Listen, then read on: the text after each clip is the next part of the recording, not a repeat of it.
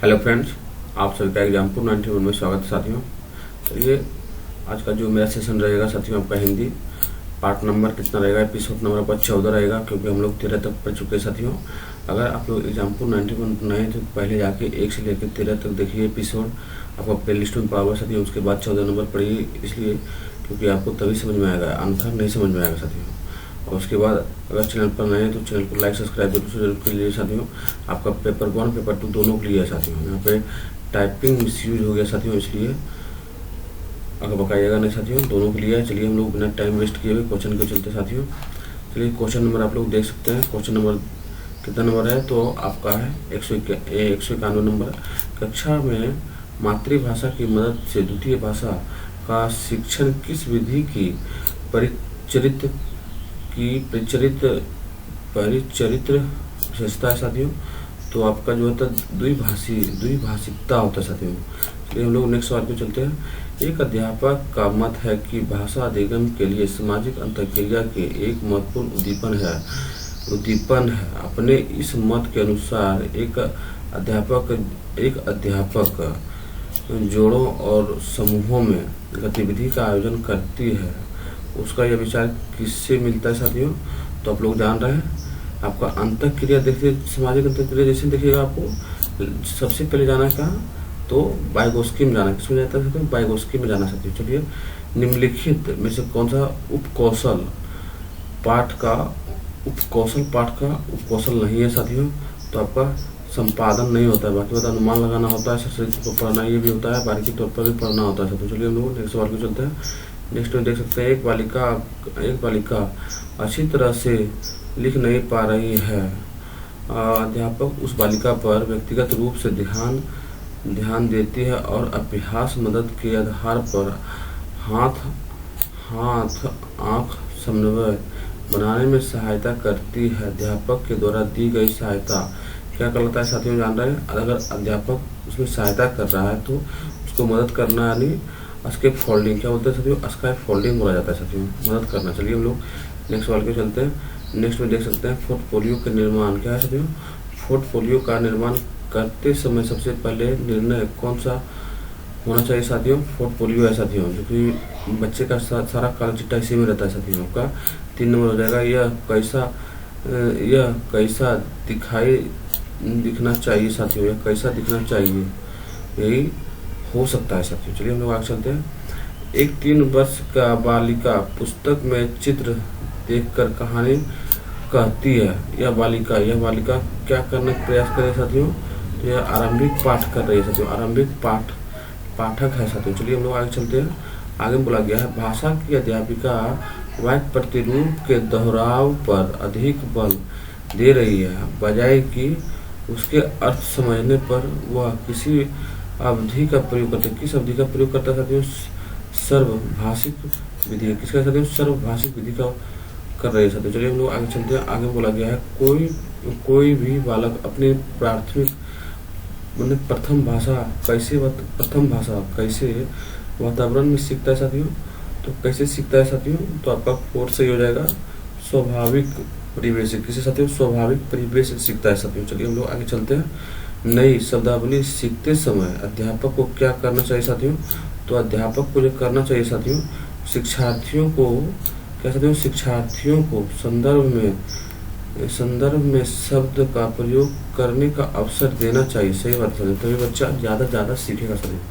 उसके बाद उपचारात्मक शिक्षण का क्या अर्थ होता है साथियों।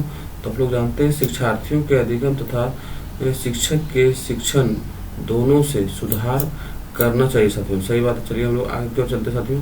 आगे में देख सकते हैं, आगे में 10 क्वेश्चन वहाँ से पढ़े, फिर यहाँ से 1 से लेकर 20 तक पढ़ेंगे। 30 क्वेश्चन हमको मिल जाएगा साथियों, क्योंकि 30 बाई 30 सेट करके हम लोग पढ़ा रहे हैं साथियों। कक्षा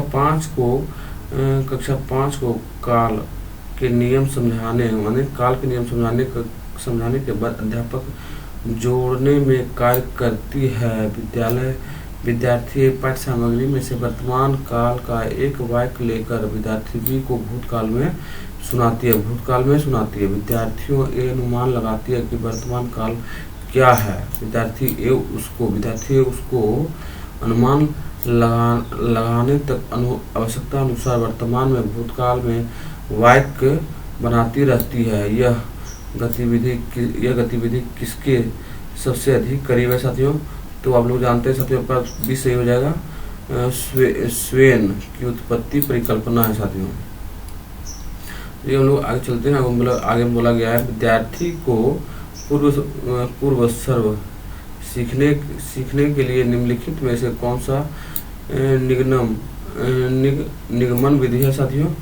तो आपका पूर्व सर्व ना पर ऊपर के प्रयोग के नियम बताना और उदाहरण देना साथियों। सही बात है। चलिए हम लोग आगे चलते हैं। आगे बोला गया किसी जटिल कथानक की रचना को समझने के लिए कौन सा ऑनलाइन उपकरण विद्यार्थियों की सबसे अधिक मदद करेगा साथियों? सबसे अधिक तो आपका एक ऐसा मानचित्र कार्यक्रम जिनमें विचारों को अलग अलग घटकों में प्रस्तुत किया गया हो। इससे ज़्यादा पॉजिटिव कोई हो नहीं सकता है साथियों। चलिए हम लोग आगे चलते हैं।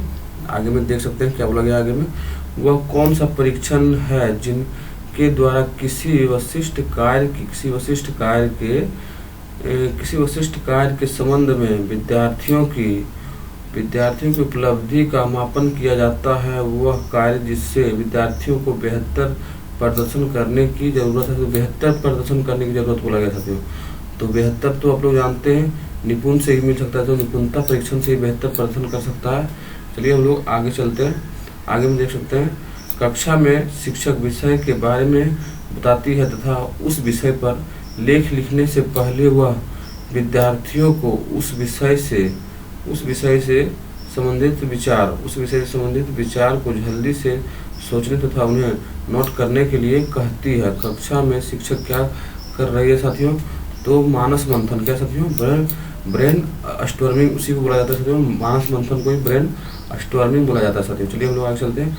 लेखक की प्रतिक्रिया उपागम में क्या कर्म सम्मिलित है? लेखक की प्रतिक्रिया उपागम है साथियों, इसलिए ध्यान से पढ़ना है आपको। सबसे पहले मानस मंथन होता है कि हम लोग कुछ सोचते हैं, उसी को मानस मंथन बोलते हैं। उसके बाद प्रारूपण देते हैं, उसके बाद हम लोग दोहराव करते हैं, उसके बाद सबसे लास्ट में आपका संपादन होगा साथियों। इसलिए आपका 20 सही हो जाएगा साथियों। चलिए हम लोग आगे चलते हैं। आपके शिक्षार्थियों ने अंग्रेजी में अभी पूरी वाक्य का प्रयोग करना शुरू किया, लेकिन उसके वाक्य अभी भी टूटे हुए हैं। निवेश परिकल्पना के अनुसार निम्नलिखित में से कौन सा बोधगम्य निवेश पर शिक्षार्थियों के लिए हो सकता है साथियों?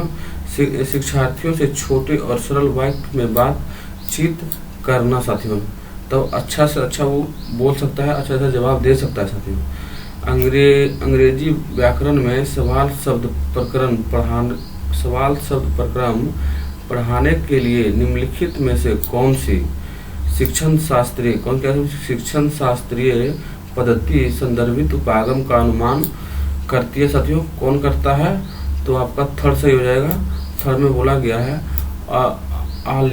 आलेखित अथवा प्रामाणिक संवाद का प्रयोग करना। यह पढ़ने के लिए कि सरल वाले शब्द किस प्रकार प्रयुक्त किए जाते हैं। सही बात है साथियों। चलिए हम लोग आगे चलते हैं। आगे में देख सकते हैं क्या बोला गया है क्वेश्चन नंबर 9 में, एक शिक्षार्थी ऑनलाइन कार्यक्रम का प्रयोग करती है जिनमें शिक्षार्थी ऑनलाइन ही मानचित्र का निर्माण, संपादन एवं समझ करती है। निम्नलिखित में से कौन सा कौशल इस जटिल उपक्रम का प्रयोग माध्यम से शिक्षार्थियों में विकास किया जा रहा है साथियों? तो आपका चिंतन से किया जा रहा है। किसे किया जा रहा है? तो चिंतन से किया जा रहा है साथियों। चलिए हम लोग आगे चलते हैं।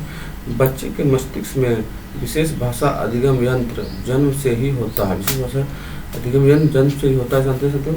आपका चमुस्की विशेष भाषा और जन्म से अगर बोलेगा यंत्र होता है तो आपका जम से मुश्किल चल जाना साथियों। चलिए हम लोग आगे चलते हैं।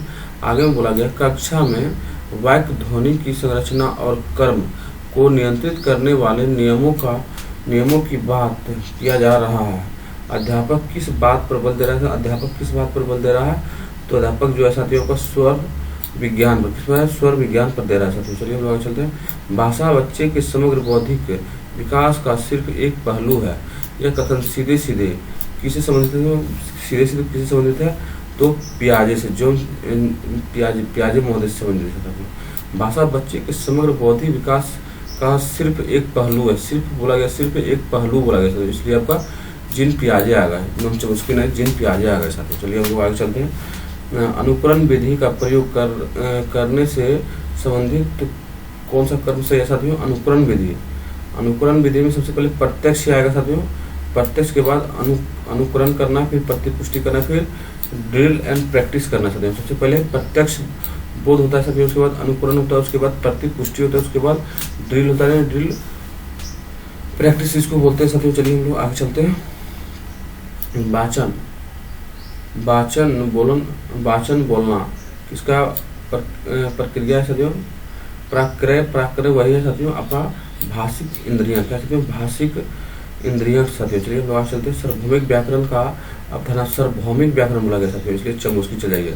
सार्वभौमिक व्याकरण की अवधारणा किसने दिया था, तो जो चमुस्की दिए थे साथियों। अध्यापक कक्षा में इस बात पर अधिक ध्यान दे रही है कि विद्यार्थी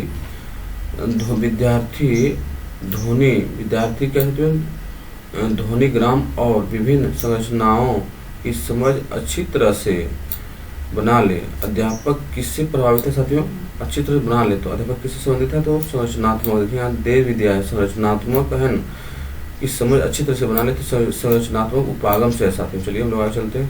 जब बच्चे शब्द हाव भाव के संयोजन के बाद दो शब्दीय वाक्यों जैसे माँ, जूता, दादी, साथ में भी आदि वाक्य द्वारा अभिव्यक्त करता है, तो यह किसका उदाहरण होता है साथियों, तो दो शब्दीय संक्षिप्त भाषा साथियों।